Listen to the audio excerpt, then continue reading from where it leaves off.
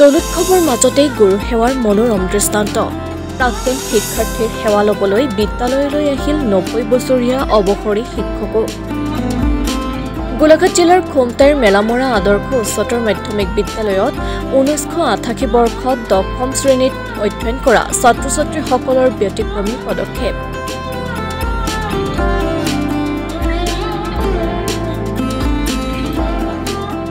অতীতলৈ উভতি চোৱাৰ অনন্য প্ৰয়াস প্ৰাক্তন ছাত্ৰ-ছাত্ৰীসকলৰ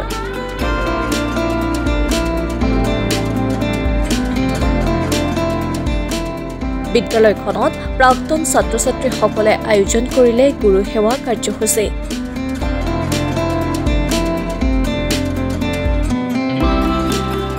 একালৰ ছাত্ৰ-ছাত্ৰীসকলে প্ৰাক্তন শিক্ষাগুৰুসকলক জনালে গুৰু সেৱা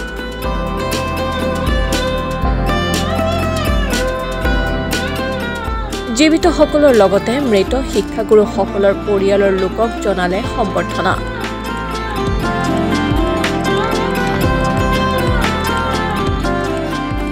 নব্বৈ ঊৰ্ধৰ শিক্ষাগুৰু আহিল এই বিশেষ অনুষ্ঠানলৈ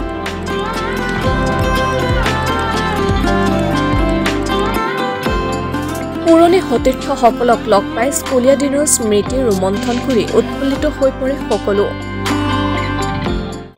আমাৰ এটাই উদ্দেশ্য প্ৰথম কথা হ'ল আমি গোটেইখিনি এবাৰ লগ হওঁ আমি ৩০-৩৫ বছৰ পিছত লগ হৈছোঁ আৰু এটা আমাৰ পদক্ষেপ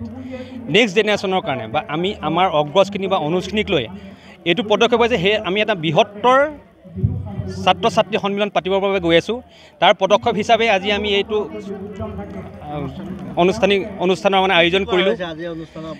এই অনুষ্ঠানত মেইনলি আমি আমাৰ যিসকল প্ৰাক্তন শিক্ষাগুৰু যিসকল জীৱিত তেখেতসকলক আমি শ্ৰদ্ধা নিবেদন কৰিছোঁ আৰু যিসকল প্ৰয়াত শিক্ষক আছিলে তেখেতসকলক আমি শ্ৰদ্ধা নিবেদন কৰিছোঁ তেখেতৰ পৰিয়ালসকলক আমি শ্ৰদ্ধা নিবেদন কৰিছোঁ আৰু আমাৰ ৰাতিপুৱা কাৰ্যসূচীৰ পৰা পতাকা উত্তোলন আপোনালোকে দেখিব পাৰিব আমি শ্ৰদ্ধাঞ্জলি অনুষ্ঠানো আমি দেখাইছোঁ শ্ৰদ্ধাঞ্জলি কৰিছোঁ আৰু আমাৰ বেটছৰ সকলোৱে সহায় জনাইছে তাৰোপৰি স্কুলৰ আমাৰ প্ৰধান অধ্যক্ষকে ধৰি তেখেতসকলে যি সহায় সহযোগিতা আগবঢ়ালে আৰু স্কুলৰ ছাত্ৰ-ছাত্ৰীসকলে যি সহায় সহযোগিতা আগবঢ়ালে তেখেতসকলক মই আপোনালোকৰ এই চেনেলৰ জৰিয়তে কৃতজ্ঞতা জনাইছোঁ গীতে মাতে মুখৰিত হৈ পৰে অনুষ্ঠান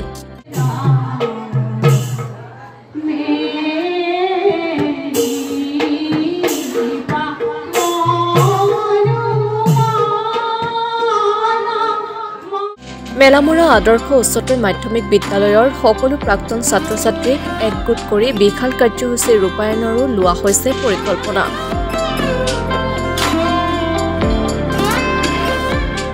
অনুষ্ঠানটিত অংশগ্ৰহণ কৰি আনন্দিত হৈ পৰে সকলো বিদ্যালয়ৰ ১৯৮৮ বৰ্ষৰ ছাত্ৰ-ছাত্ৰীসকলে আহি